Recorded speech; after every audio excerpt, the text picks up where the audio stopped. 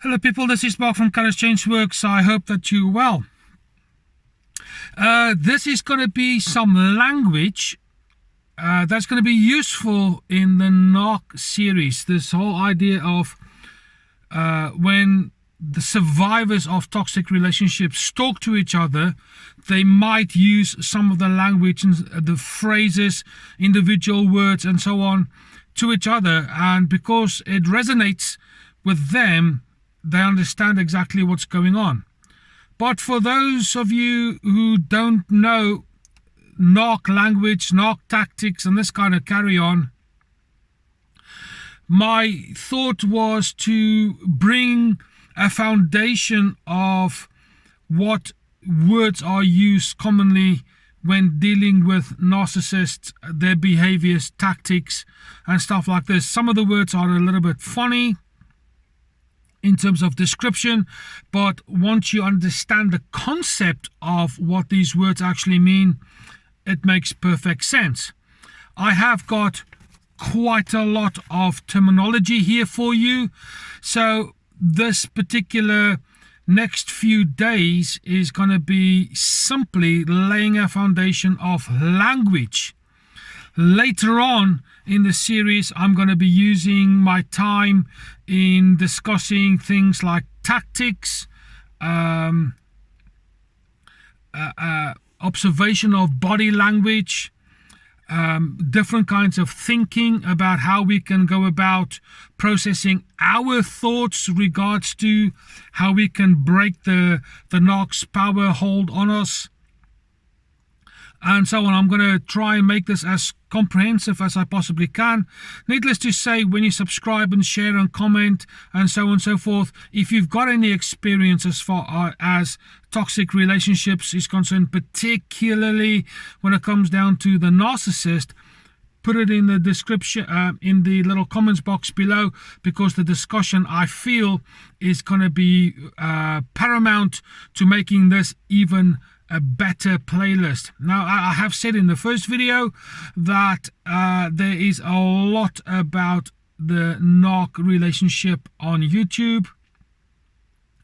I'm not going to profess to know it all. I'm going to profess that I have my experience, and Laura herself, she's got some experience in the Narc relationship too, and together we're going to put our experiences, our own thoughts, how we've survived it, etc., in this particular playlist. So I'm hoping that that will all make sense as we go along. Back to this video. Let's have a quick little look at some of the words. I'm going to discuss about 5 or 6 maybe at a time, but for this one, might only be 3 or 4 because of this fairly long intro. So let's have a go at these.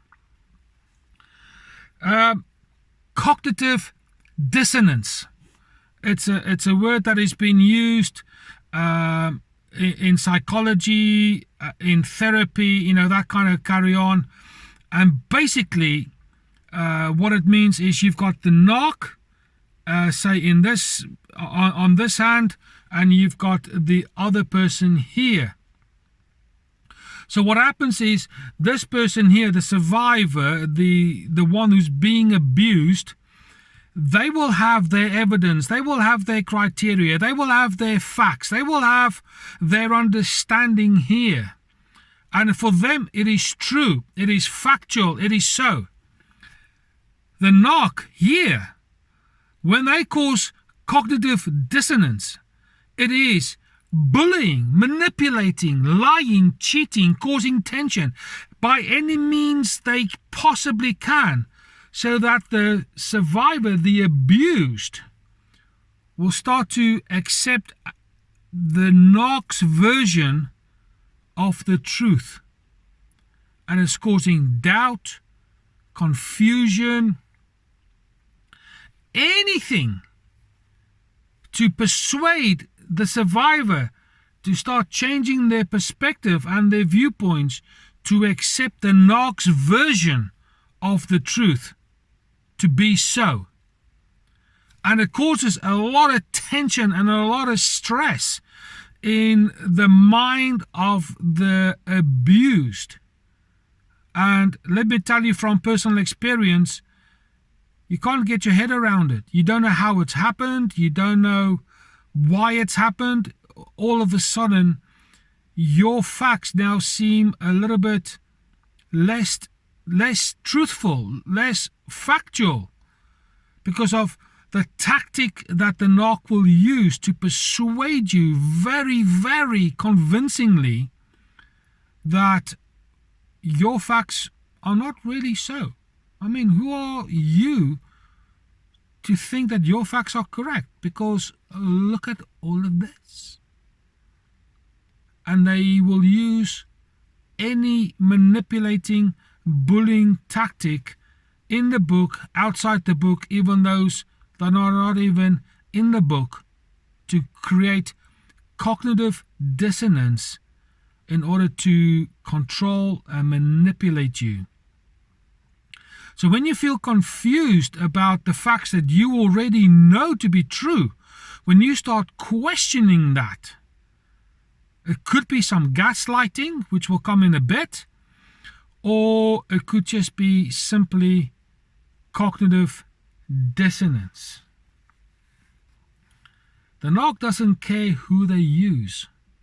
It could be you, could be the children, could be your parents, it could be authorities. It makes no difference to them. As long as you are confused about the stuff that you already know, they've got you big time, and they will exploit your confusion to their end to make you look like a clown and a fool, because you don't know what you're talking about, even although the truth is you do.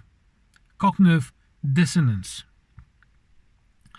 The next one is CPTSD. It stands for complex post-traumatic stress disorder. Now, everybody knows what post-traumatic stress disorder is. Everybody knows how you get it.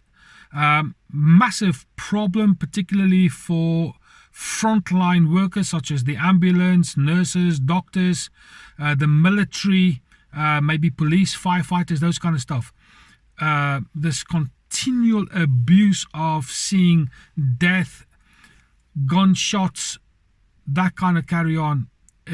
PTSD is a nasty thing. However, complex PTSD, same kind of thing, but it is from the place of being abused emotionally and psychologically. Might even be financially, very seldom about being physically abused, albeit I'm not saying that there isn't.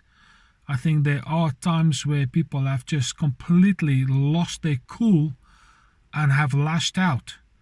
And then you normally deal with the police on that one. And the police are pretty narrow-minded as far as this is concerned, because they have got no clue how to deal with these kind of things, because they're not trained in it. They only see black and white. And unfortunately, in the narc relationship, they try and keep you confused with a million shades of grey. So when there's physical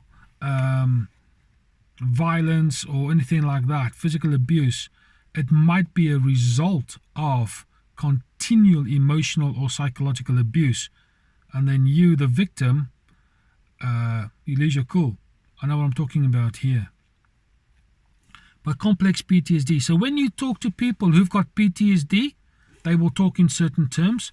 However, when you talk to people who've got complex PTSD, you will hear these kind of words: hypervigilance, always on the lookout, always on edge, always at a high level of stress, high levels of anxiety, meaning you can't settle down because you don't know when the next gaslighting event's going to take place. You don't know when the next version of a truth is coming out. You just do not know. So you are on edge all the time. Again, I know what I'm talking about here. And in fairness, I think myself and certain members of my family are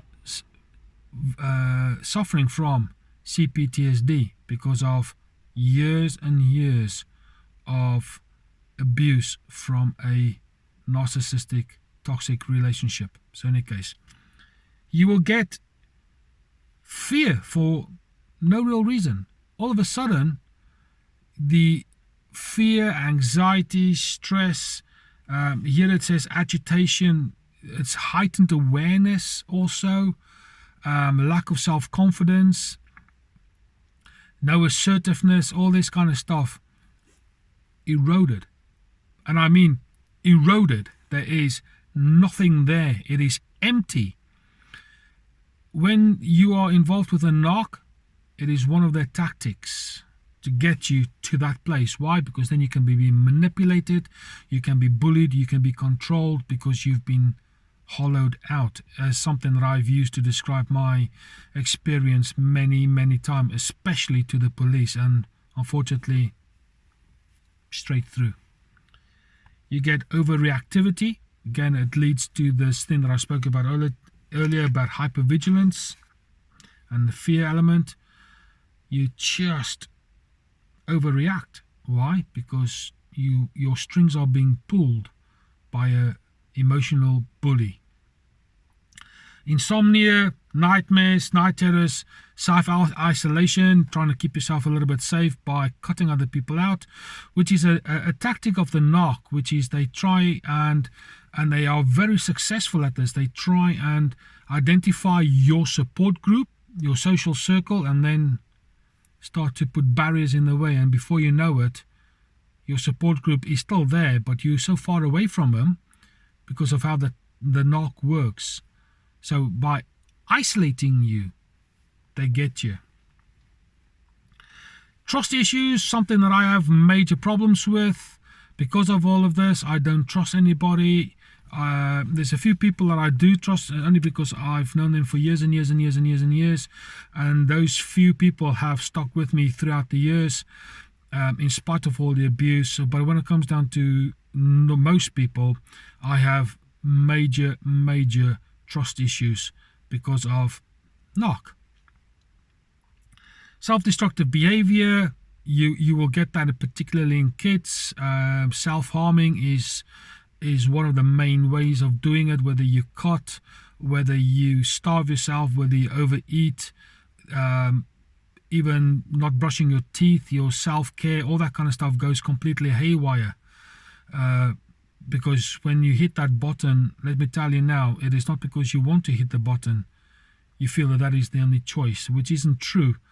But at that point in time, you feel hitting the self-destruct button is the only way to cope. And for many people, you do cope. I've self-harmed. I know what I'm talking about. My daughter self-harms and used to self-harm very badly. Complex PTSD, all because of narcissistic abuse. And then another one here that I've got down is intrusive thoughts. You don't really know which is yours, and you don't really know which is imagined because of complex PTSD and the abuse that has taken place as a result. So when you hear any of those kind of things, when you see people not trusting and being isolated, a little bit standoffish, it's not because they are. So maybe that's their coping mechanism. So be aware, complex PTSD. Denial, it is one of the narc's favorite games to play. It's not my fault, pal, it's yours. You made me, it's your fault. It can never be my fault, because how can I be wrong? Because I'm the victim here. I am the one who's suffering with mental health. I'm the one who feels isolated. No, my pal, listen, they will deny and deny and deny all day long in order to create cognitive dissonance, making you feel guilty about the stuff that you know. And regardless of how many facts you throw at them, you might as well try and do something else. I nearly said something that is a little bit crude, but waste of time. Facts mean nothing to the narc, because they will only use them to twist them around to make you look like the baddie. So when you speak to people who simply deny everything, there might be a massive chance that you are dealing with someone that's got NPD, narcissistic personality disorder, or anything in the cluster B personality disorder kind of category in psychiatry. There you go, denial. And the other one that I want to talk about in this particular video is devaluation. Okay, when they devalue you, not that you devalue you, but the narc does. The narc has got no time for you. You mean nothing to the narc other than for what you can give them. You're giving them the supply, the oxygen that they need to keep them going. And one of the tactics, there's many of them, one of the tactics that they do is when you give your opinion on something, when you give your experience on something, your point of view, it's devalued. Doesn't matter what you say, mate. We're going to do it my way. And eventually you get to the point where you think, what's the point of me even being part of this conversation, because I'm devalued? You might not necessarily think it so much, but your behavior oozes that eventually, where you find yourself just giving in all the time. I know what I'm talking about here, because you've been devalued. So as soon as you find yourself in a conversation where you're being isolated in terms of your opinions and stuff, where in most healthy relationships, 2 people, 3 people, 4 people all give input and it all gets discussed. When you're a narc, or dealing with a narc, more accurately, the narc will always try and make the victim, let's pretend it's you. No, we won't listen to that opinion. It seems to be a waste of time. It seems unreasonable. There's no economical value in doing that. They will use any means possible to try and make you shrink in who you are as a person in order to maintain control, which is what the narc is all about. So when you start feeling devalued in your relationship, where your opinions don't matter, chances are you're at the game of a narcissist. Okay, guys, this is just for a little introduction. Like I said, just a couple of words. I've got loads more, and I'm hoping that this will kind of lay a good foundation for this particular series. But for now, this is it. After you've subscribed and shared and commented and put some stuff, your own experience, some questions, I'm having some real good discussions with someone on the channel. Brian, thank you very much. I do appreciate it. Let's keep the conversations going. Please ask your questions, and myself and Laura will try and answer these as best as we possibly can. Share the channel with all your friends and your family, and ask them to do the same. This is going to be an exciting series, and I'm looking forward to doing this for you. But for now, this is Mark from Colors Change Works, and I'll speak to you soon.